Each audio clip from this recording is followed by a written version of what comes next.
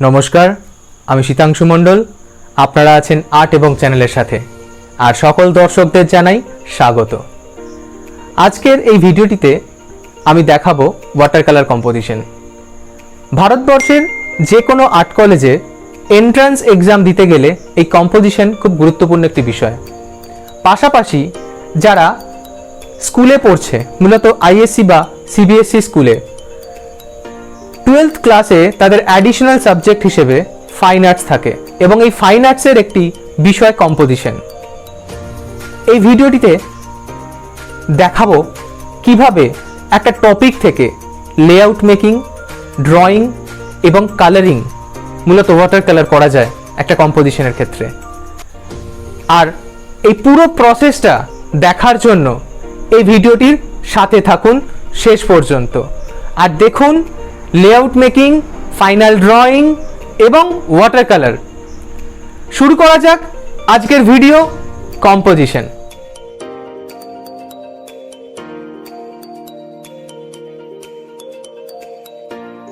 আমি একটি সাদা কাগজের ওপর 3টে বক্স বানিয়ে নিলাম।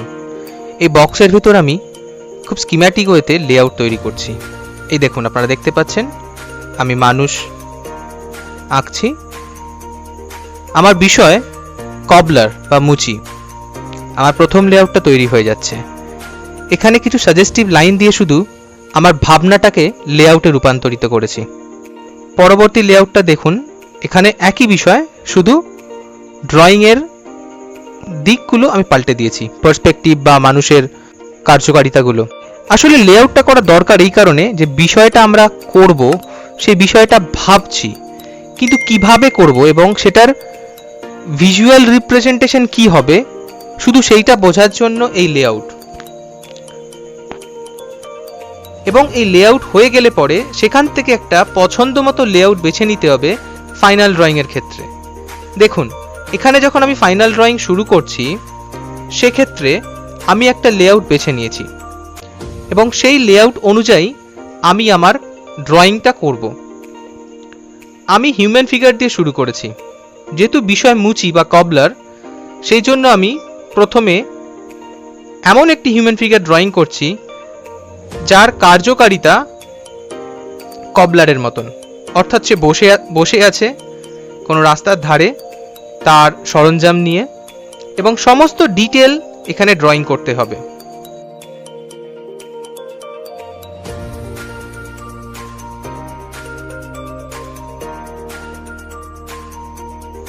এরপর আরেকটি মানুষ আমি এখানে হালকা করে এঁকে নিলাম প্রথমে, তারপর ডিটেইলিং করব।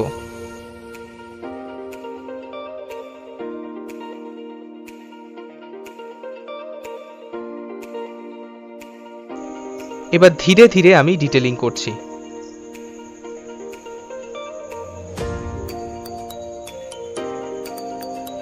হিউম্যান ফিগার কিভাবে সঠিক উপায়ে আঁকতে হবে, অর্থাৎ তার মেজারমেন্ট, তার মাপ এবং তার পশ্চার কীরকমভাবে হবে, সেই বিষয়ে জানার জন্য আপনারা আমার আগের ভিডিওটি ফলো করতে পারেন।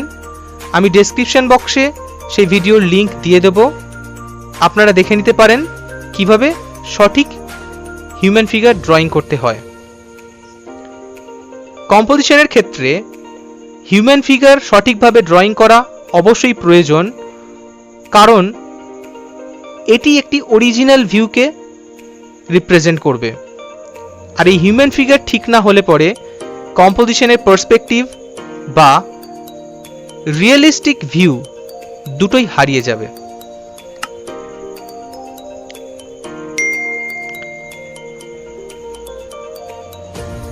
দেখুন, এখানে আমি যে 3জন হিউম্যান ফিগার ড্রয়িং করেছি, এই মহিলা এবং এই 2 পুরুষকে, তারা আমার বিষয়ের সামনের দিকে আছে, তাই আমি এদেরকে বড় করে দেখিয়েছি। আমি প্রত্যেক কটা জিনিসের ডিটেইলিং এখানে দেখাচ্ছি, জুতো এবং ওই মুচির ব্যবহৃত সরঞ্জাম। এখানে যে 3টি হিউম্যান ফিগার আমি ড্রয়িং করেছি, তাদেরকে আমি বড় করে দেখিয়েছি, কারণ এরা আমার ছবির বিষয়ের খুব গুরুত্বপূর্ণ একটি জায়গা, এবং পার্সপেক্টিভ বোঝাতে আমি এদেরকে কাছে এবং বড় করে দেখিয়েছি।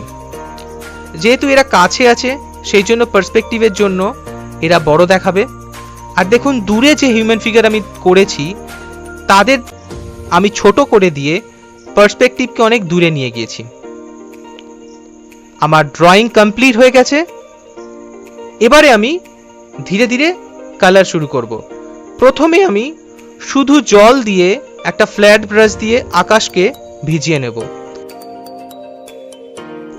এরপরে আল্ট্রামেরিন ব্লু খুব পাতলা করে ওই ভেজা অংশে আমি স্প্রেড করে দেব।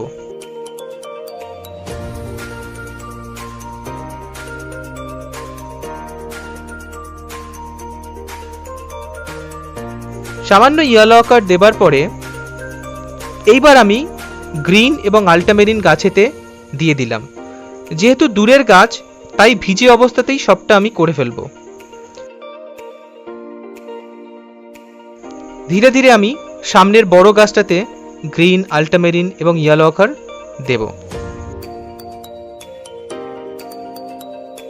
গাছের গুড়ির জন্য আমি ইয়েলো আকার, অরেঞ্জ বা রেড ব্যবহার করে থাকব।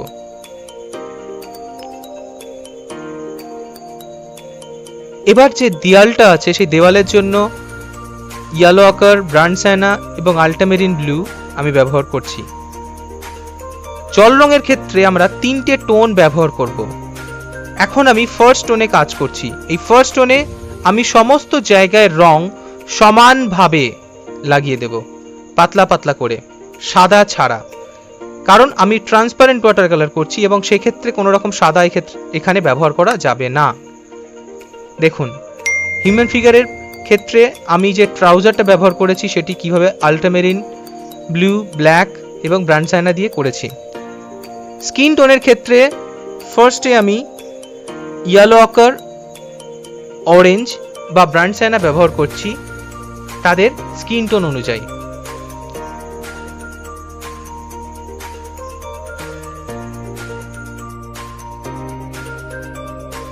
চুলের রং করার সময় মাথার উপরি অংশে ব্লু ব্যবহার করব, আল্ট্রামেরিন ব্লু, তারপর একটু ব্রাউন সায়ানা এবং একটু ব্ল্যাক। এই দেখুন ধীরে ধীরে আমি পোশাক আশাকের জন্য পাতলা পাতলা রং ব্যবহার করব।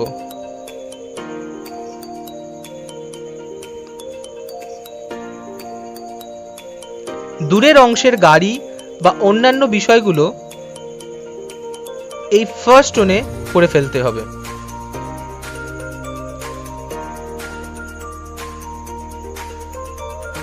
একইভাবে স্কিন টোনের ক্ষেত্রে আমি ইয়েলো আকার, অরেঞ্জ ব্যবহার করছি।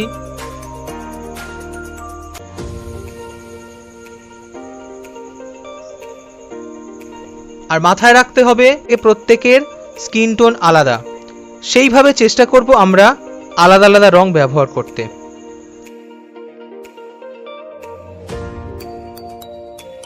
এই মহিলার পোশাকের জন্য আমি ক্রিমসন রেড ব্যবহার করছি।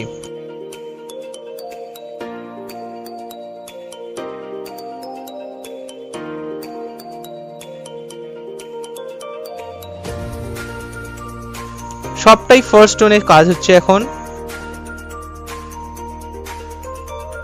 ফুটপাতের জন্য আমি ইয়েলো আকার, ব্রাউন সায়ানা এবং অরেঞ্জ বেছে নিয়েছি, কারণ রাস্তায় অনেক ধুলো থাকে এবং সেই রং বোঝানোর জন্য এই আল্ট্রামেরিন ব্লু, অরেঞ্জ বা ব্রাউন সায়ানা খুবই উপকারী। কোথাও কোথাও আমি একটু আল্ট্রামেরিন ব্লু মিশিয়ে দিয়েছি। এবং ওয়াটার কালারের একটি গুরুত্বপূর্ণ বিষয় হচ্ছে এই রঙের মিশ্রণ। একটা রঙের সাথে কিভাবে আর একটা রং মেশাতে হবে সেটাই হচ্ছে মজার বিষয়।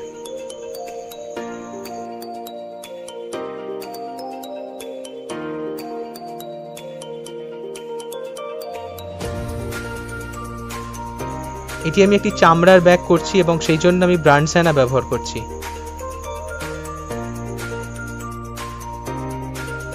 রাস্তায় আলো ছায়া তৈরি করার জন্য আমি আল্ট্রামেরিন ব্লুর সঙ্গে সামান্য পরিমাণ ব্রাউন সায়ানা মিশিয়ে নিয়েছি। এবার আমি সেকেন্ড টোন শুরু করেছি। গাছের জন্য আমি ব্রান্ড সায়ানা এবং আল্টামেরিন ব্লু মিশিয়ে একটা ডার্ক টোন তৈরি করে নিয়েছি, যেটা গাছের গুঁড়িতে ব্যবহার করছি। এবং গাছের পাতার জন্য স্যাপ গ্রিনের সঙ্গে আল্টামেরিন ব্লু ব্যবহার করছি, দেখুন। এবং ব্রাশিংটা খুব ইম্পর্ট্যান্ট। ব্রাশিংটা এমনভাবে করতে হবে যেটা দেখে মনে হয় যে এটা গাছের পাতা। পাঁচিলের যে ছোট ছোট ইটের যে লাইন, সেইগুলো সুন্দরভাবে করতে হবে, পাতলা পাতলা টোন দিয়ে, যাতে দেখে মনে হয় যে এটা পাঁচিলের একটা টেক্সচার। দেখুন, সেকেন্ড টোনে আমি প্রথমবার ব্যবহার করা রঙের তুলনায় সামান্য ডার্ক রং ব্যবহার করছি, যাতে প্রতিটা জায়গায় একটা রঙের ওজন তৈরি হয়। এবং এই ডার্ক রংটা আমি ব্যবহার করছি আলো ছায়াটা বুঝে নিয়ে, যে আমার আলোটা কোথা থেকে আসছে। এই মানুষটা পাটা উপর দিকে তুলে রাখার জন্য এর পায়ের উপরি অংশে আলো পড়েছে এবং নিচের দিকটা অন্ধকার, সেই জন্য আমি নিচের দিকের অংশগুলোতে একটু ডার্ক ব্যবহার করছি, বা দ্বিতীয় যে পাটি নিচে আছে সেটিতে আমি ডার্ক ব্যবহার করছি। এই দেখুন, ঠিক এইভাবে। এবং যে বাক্সটার উপর পা রেখেছে সেই বাক্সটা কাঠের, এবং সেই বাক্সটা আমি একটু ডার্ক দিলাম।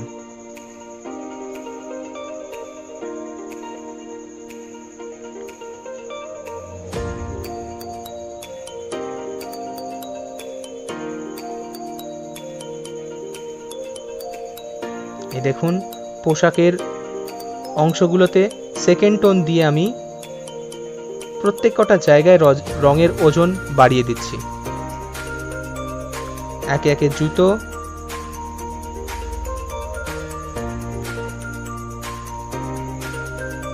প্রত্যেক কটা ছোট ছোট বিষয়কে এখানে তুলে ধরতে হবে। আমরা দেখে থাকি যে এই কবলারের চারিপাশে প্রচুর জিনিসপত্র ছড়িয়ে থাকে, ছাতা, জুতো, ব্যাগ। ছোটোখাটো ডিটেলিং আমরা এখানে মিস করব না। আমাদের এই কম্পোজিশনকে রিয়েলিস্টিক করে তুলতে গেলে আমাদের এই অবজারভেশনটা ভীষণ গুরুত্বপূর্ণ। এবং জল রঙের প্রধান বিষয় হচ্ছে এই আলো ছায়া। আলো কোথা থেকে আসছে এবং ছায়াটা কোথায় পড়ছে, কতটা ছায়া হচ্ছে, তার ওজন যদি আমরা বুঝতে পারি, খুব সহজেই আমরা একটা কম্পোজিশনের রিয়েলিস্টিক বা অরিজিনালিটিকে ধরতে পারবো। এই দেখুন, রাস্তার ডিটেলিং প্রায় হয়ে এসেছে।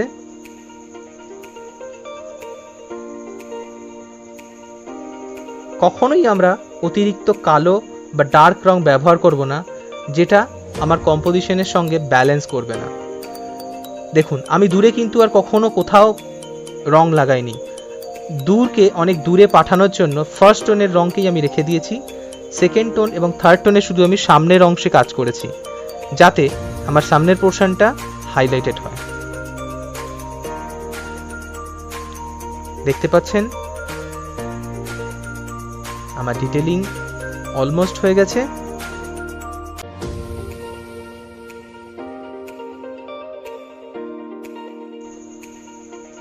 আমার কম্পোজিশন রেডি।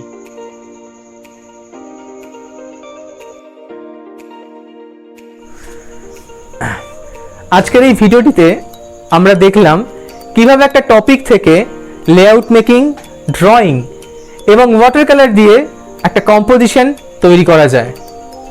আর এই ভিডিওটি ভালো লেগে থাকলে অবশ্যই লাইক করুন, আর কমেন্ট বক্সে আপনাদের মতামত শেয়ার করুন, আর আমাদের চ্যানেলটিকে সাবস্ক্রাইব করতে ভুলবেন না।